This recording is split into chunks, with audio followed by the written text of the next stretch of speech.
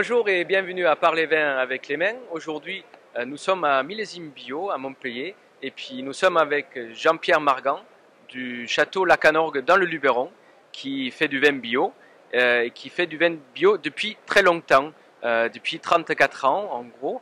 Et puis la question, pourquoi ou comment est venue l'idée déjà il y a 34 ans de se mettre en bio? Alors pour moi, faire du bio, c'était une évidence, puisque d'abord notre domaine est dans un parc, le parc naturel du Luberon. Donc c'est un endroit qui est très protégé et qui est très nature. Donc pour moi, c'était évident déjà de partir en bio, puisque voilà, je voulais à la fois protéger la nature et puis essayer de faire un produit qui colle vraiment à ma philosophie de vie. Voilà. D'accord.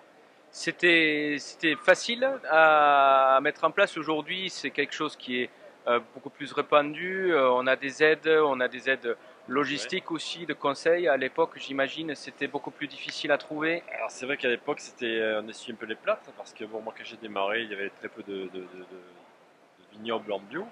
Je crois je fais partie des deux ou trois premiers en PACA. Et c'est vrai qu'on me regardait un peu comme un extraterrestre. En fait, on regardait faire du bio, c'était quelque chose un peu marginal, alors que maintenant c'est devenu presque la normalité, si j'ose dire. Voilà. D'accord. Et le bio, il y a 34 ans, le bio aujourd'hui, il est le même? Il a évolué au niveau technique, au niveau peut-être aussi de la protection, surtout des vignobles ou, Alors je pense que les bio, quand j'ai démarré, c'était un peu des gens qui se cherchaient, qui avaient une certaine philosophie de vie, c'était bio, ça devait être bon.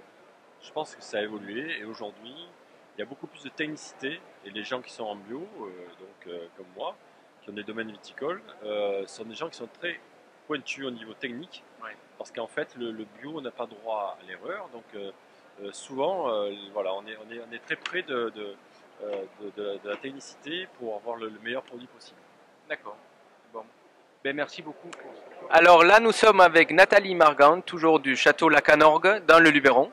Nathalie qui travaille depuis 14 ans sur le domaine avec son père et qui a choisi un de leurs vins rosés à nous présenter. Nathalie, qu'est-ce qu'on peut dire sur ce rosé?